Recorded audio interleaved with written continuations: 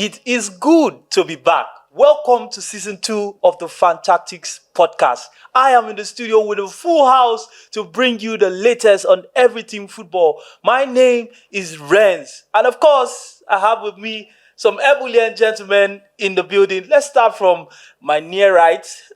What's up, bro? That ebullient scares me. Like ebullient. Like say I just come up from inside sea. Boom. But anyway, we did for you. We did here. Salem is in the building, one of our regular guests. And also, just to the right of Salem is the owner of Liverpool Football Club. Oh, well, let's not start. The champions of England represented by the owner himself, Mr. Des. Welcome to season 2. How you doing? I'm good. May I hail him? Hello. Yes, Baba. All right, there's only one octopus of worldwide. There's only one co-host to the show. My brother from another mother, going further. Fantactics world, we are back. Yeah. 2025-2026 season is hot on our heels. This weekend, the dress rehearsal to the Premiership, the Community Shield. Liverpool, Crystal Palace. Now, the Premiership has 4 contenders, take it or leave it. Liverpool, Arsenal, City, Chelsea. If you like, put your money on Crystal Palace. It's left to you. Aha! Let the wise. I told you, octopus is already in the building to give you people. If you like, put your money on Crystal Palace. But we are going to get to that. First and foremost, let's look at the European football calendar in general. Like Sabubu said, from this weekend, the curtain raiser for the EPL is going down. That's the Community Shield, Crystal Palace versus Manchester City. And Sorry, Liverpool. Oh, my God! So it be like no. The owner Why of Liverpool- are you looking at me sorry, like that? We apologize. The owner of Liverpool is here, and I could feel his saliva going in. My guys, I apologize. So it's Liverpool. We are so used to Man City winning the league and winning the Community Shield. That it's not a surprise. No, it's I'm not. sorry. Can we all now give Man City their flowers? Yes. No, I mean, I'm sorry because you just go into default mode when talking about the Community Shield because Man City would always be present. But I apologize, owner of Liverpool. So it's Crystal Palace and Liverpool opening the season at Wembley Stadium. We'll get to that during the tips and the analysis. But first of all, let's look at the European calendar in general. We know a lot of leagues will be kicking off from this weekend. So let's just quickly let everyone know if you are looking to watch football when you are going to get what you're going to get. So for the fans of La Liga, also August 15, La Liga is kicking off. Bundesliga, that's the German league, is coming on from August 22nd. Then the Serie A, August 23rd. League 1, August 15 also. And then, of course, the Ogak Pata of them all, the Champions League, will be coming later on in September. So, let's dive into... To add to what you said, we don't talk about the Belgian league, but it started last week. Yes. Then the Dutch league is starting this weekend. So we'll talk about 1 or 2, and 3. And the Scottish league. Scottish started last week. So those league now for the week. No. See, those league are for the investors. No. Don't get me wrong. When I say it's for the week, because it already started last week.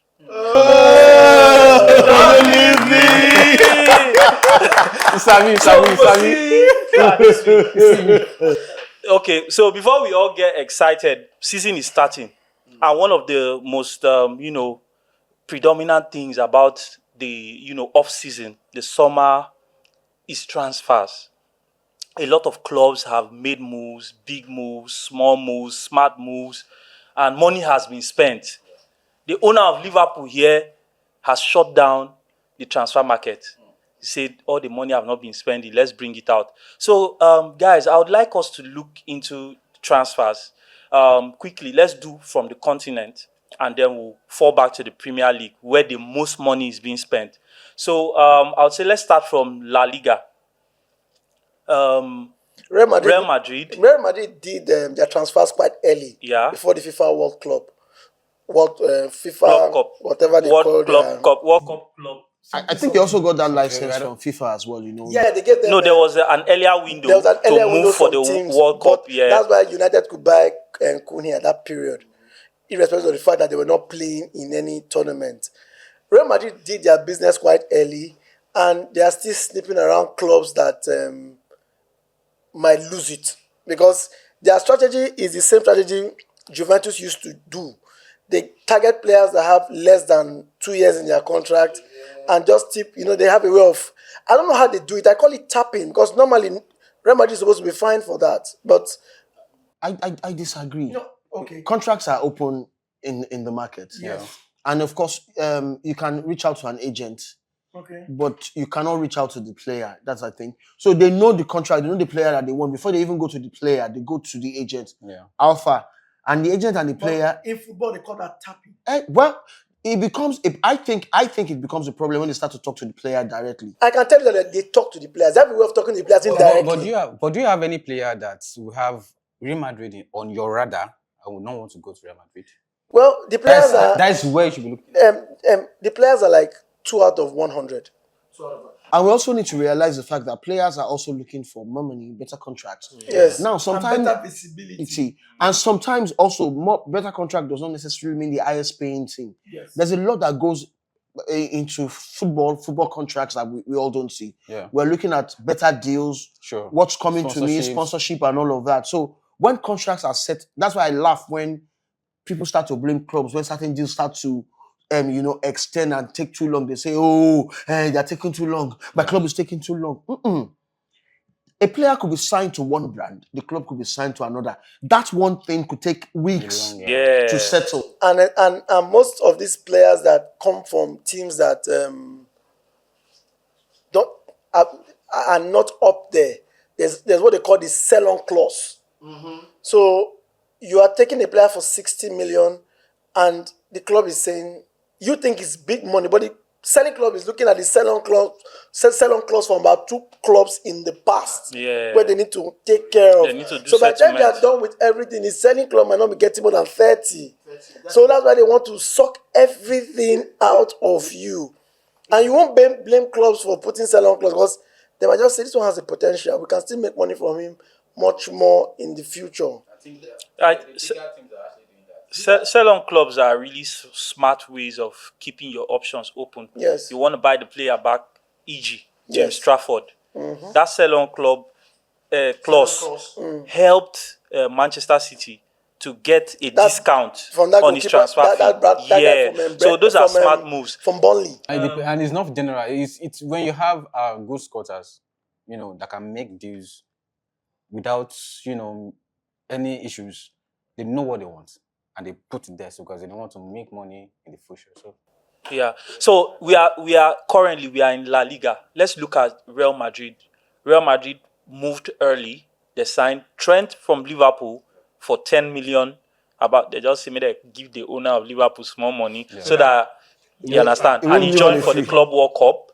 And then they made another move for another Premier League defender in Dean Huijsen from Bournemouth. And since then, they pulled in Franco Mastantuono from River Plate. River Plate, yeah. And then they got in Carreras from Benfica, the former Man United boy. So far, so good. What do you think about Real Madrid's squad rebuild so far? Modric also left. So To Milan. to Milan. So what do you think about that squad? I think we're going to see a new Real Madrid. I don't know the ultimatum that the board has given Xavi Alonso. Who's also a new signing. It's also a new signing. But it's clear that it is taking a departure from the norm. You understand? I think the only signing that we all know has been in the books for a long time happens to be Trent. Trent. Yes. But outside of that, I'm seeing Alonso do that same thing. I think Alonso is one of those managers who I don't want the big names yet. I foresee a future where Alonso might even say Vini can go. Because I looked at that transfer and I'm looking at the way they are playing. I look at what they play at Club World Cup. If Vini still plays like that, he is going to be irrelevant. to For a coach to leave Rodrigo all through on the bench, it's a sign he was sending to everybody. Even when Mbappe was not really fit, he wasn't bothered. I would risk. See, I've looked at that Real Madrid team. I've said it from the moment Mbappe got there. I said Mbappe is not going to be the problem. It will be Vini. But so a lot of people keep blaming Mbappe. But when you look at it, when Mbappe was out injured and Rodrigo was playing, Mbappe picked up. When Vini came back, we had a struggle. No, they have a problem where they intersect. Their lanes of operation intersect on the pitch, and that's a tactical issue, because when your winger is supposed to be, dragging the defenders, making runs inside, they always tend to operate in the same space. So either the left wing is overcrowded and there's nobody in the penalty area to finish off the team moves and all that, or you see them, bumping into each other. I still think it's Vini's fault. So, I won't say it's Vinicius. Let me explain. One of the critical things for any striker, anybody, is your off-ball movement. And when you look at Mbappe's off-ball movement, he's always readily available in better positions for Vini to get the ball done. But Vini, I feel personally that Vini still want to continue to be the star man of that team. Yeah. I hope that for his own sake he can remain there and evolve. And then the coach still needs to work on their mentality. That is what I would say, because they all have egos. They're all coming from somewhere. They were star men in their various zones. Bellingham coming to Real Madrid. What's his name? Coming from PSG. So bringing those guys together, you need a coach that's well grounded, that can put them in their place. And then they still need a connector in the midfield that can drive the ball, because Vini loves to hold the ball, loves holding on to the ball. Mbappe can play without the ball. Can play. So the issue will always be Vini. We all know that. So if they can take care of Vini ego, then I think they might click. To round up Real Madrid, I'll tell you the best signing they had was the coach himself. Wow. Xavi, because Xavi is an apostle of Florentino Perez. He has given him all the backing. There is no other Real Madrid coach that would have done what Alonso did at the Club World Cup. A player that the tendency of them selling him was on the bench. Because normally if you want to sell a player, you keep him playing so people can see him playing. Even if it's for 10 minutes. For 10 minutes. Yeah. But he just told Rodrigo, make up your mind on what you want to do. Mbappe was injured, Baba still, and the young guy that came in for Mbappe that was scoring, we saw. He has now taken on the number 9 shirt for Real Madrid, so it's coach, obvious that he's in there's one thing about coaches club. I've come to understand is, if you have the backing of the owner, he gives you one leverage. Secondly, you need to perform, because he might not back you for too long. Yeah. And player power, you can't joke with it. Okay, Mbappe is not playing. Let's see, if another person is playing, Perez is cool. But the person coming in is not playing well and the team is not playing well, then it's going to be a problem. I don't know how he's going to cope this season, because Barcelona will get better.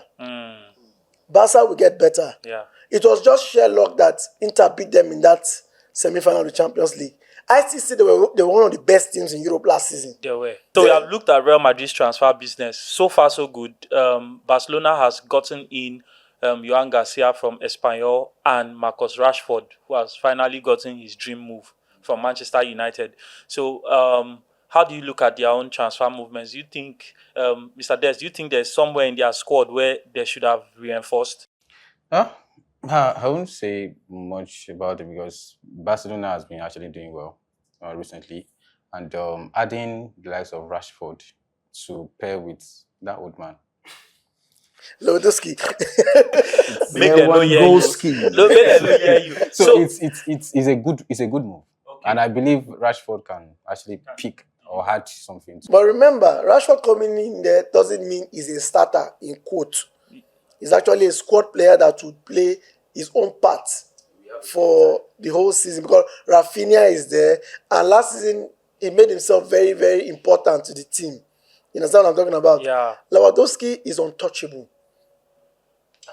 He's untouchable in that team. I don't think he's that untouchable, but go on. In that team, he's untouchable. See, Lewandowski plays with his brain, not with his legs. I think Salem disagrees with you, but No, I'm just looking at. There's no way. I'll tell you why. You know, there are some players that. Let me give you an example of. Okay, it's quite unfortunate I'm going to use someone like Messi. Yeah. I'll tell you why. Messi's work rate in a team is not as high as people think it is. But he knows when to move and when not to move. He's climbs a lot. And it's something Mohamed Salah has learned. Salah hardly get injured. They just watch. And as a defender, if you miss him, 1 second, the only thing you hear is go. So that is the level Lewandowski has gotten to now. In a sense, see his numbers at his age. He's looking for pockets. Yes, at his age. He's looking for pockets. That's why I talked about off-ball movement being vital. But the player you compare Lewa with, they are not on the same category. You're not getting what I'm talking about. I'm not. He's not talking about positions. He's talking about IQ. IQ. now, It's not skill set. I think It's not skill set. I will buy that. It's not skill set. now the question is not about his skill set, because we all know Lewandowski in the penalty box is as dangerous as they come. Now the question is, tactically, Hansi Flick's game pattern, his game style, his teams deploy with high energy pressing, and Lewandowski does not have the legs anymore. In football these days, I'll tell you, for an example, Chelsea's Club World Cup win against PSG goes to show you that when you meet a team that is finely tuned, and that's where Real Madrid suffers, or where they suffered last season and where they will still suffer. One man not pressing can cost you the game. Let me tell you where Lewandowski can now fit in that kind of high energy, high pace system. Now, back at you, I line defense. You all know that. Now they're more focused on attack. Attack is their best form of defense. Yeah. Now, when you have a Lewa, just make sure that it's exactly less energy. He's not going to play 90 minutes, which is where Rashford comes in. Now, with Lewa now, everybody does the work. Where Yamal and Co cannot cut in, Lewandowski gives you leverage. You cannot be a coach and tell your defenders to leave Lewa alone. Emma J, you now go chop her. So, is that kind of experience where in the box, a loose ball or a direct pass, when they have the advantage, is definitely going to be a win-win situation for them, which is what a Rashford brings. When Lewa is tired, he does all the work, Rashford comes in. It might even be the one coming in for Rashford. We don't know what's happening in training. Yes. Until the season starts. And remember, he's a good shooter of the ball Yeah. from anywhere. And which brings me to something I wanted to say when you were speaking, which will lead me back to Manchester United. Rashford has done something. He has proven himself a bit at Aston Villa. If he goes and proves himself at Barcelona, and then for whatever reason Manchester United does not click again, then we all end up saying that Amorim is actually the problem. Well, let's not go into that. I don't We want- looked at we looked at Barcelona's business, but somebody in La Liga has made more signings than both of those teams combined, and that team is Atletico Madrid. Atletico so far has made about They did it last eight season. signings. Where they finish? No, it's not. They signed the whole La Liga last season. They said they said, They come Premiership, go carry players. Where they finish? well, I don't know their mentality. we are looking at another squad rebuild. That was not a rebuild. It was more like a complementary shopping for players. Yeah, a complimentary shopping spree. They needed to get, they saw a piece like Alvarez, nice striker. Solot was still very impactful for them last season, and then they got Gallagher in and all that. But this season, Simeone has moved.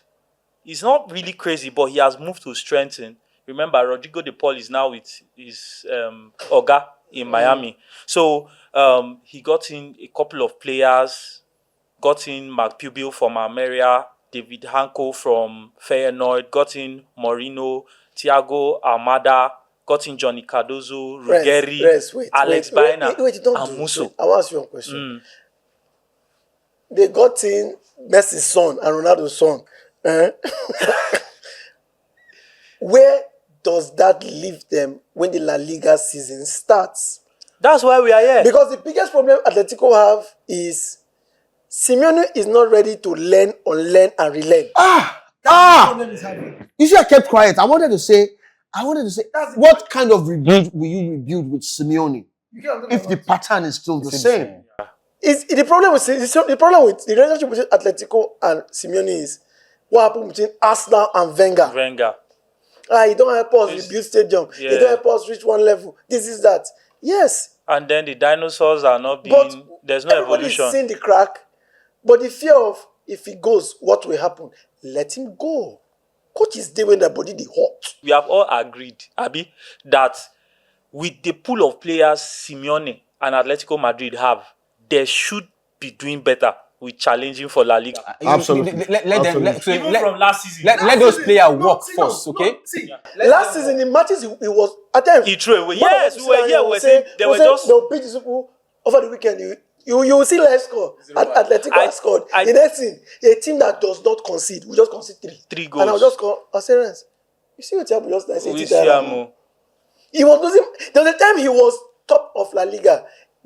It was obvious. And we're saying it's going to be even game over. Copa del Rey. He went to play 4-4 with Barcelona at the Olympic Stadium. The return leg, Barcelona just match them pass.